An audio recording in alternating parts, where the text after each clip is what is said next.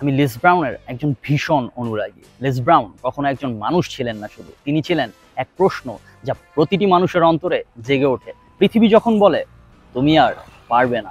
এক সময়ের মিয়ামির এক গলিতে এক বালককে স্কুলে বলা হয়েছিল সে শেখার অযোগ্য। সেই অপমানই ছিল তার প্রথম আগুন, সেই ক্ষুধা যা তাকে মানুষের মন বোঝার বিজ্ঞান শিখিয়েছিল। লেস ব্রাউন বুঝেছিল ক্ষুধা মানে শুধু পেট ভরানো নয়, ক্ষুধা মানে অসম্পূর্ণতার স্বীকারোক্তি, এমন এক অস্থিরতা যা বলে আমি এখনো শেষ হয়ে যাইনি। তিনি বলতেন you got to be hungry. সে হাঙ্গারি ছিল এক দার্শনিক শব্দ যা মানুষকে নিজের সীমার প্রশ্ন করতে শেখায়, যা বলে তুমি কতটা বাঁচতে চাও। এই ক্ষুধাই মানুষকে অর্ডিনারি থেকে লিজেন্ডারি করে তোলে। একজন কবিকে, উদ্যোক্তাকে, প্রেমিককে অথবা একজন দরিদ্রপীড়িত শিশুকে যে একদিন মঞ্চে উঠে বলবে I am not over until I win, তার কণ্ঠে ছিল আগুন। সেই আগুন পোড়াতো না, আলো দিত। তার প্রত্যেকটি বাক্যে লুকিয়ে থাকতো একটা মৌলিক সত্য, যতক্ষণ পর্যন্ত তোমার ভেতরে ক্ষুধা আছে ততক্ষণ জীবন এখনো অসম্পূর্ণ, তাই সব কিছু সম্ভব।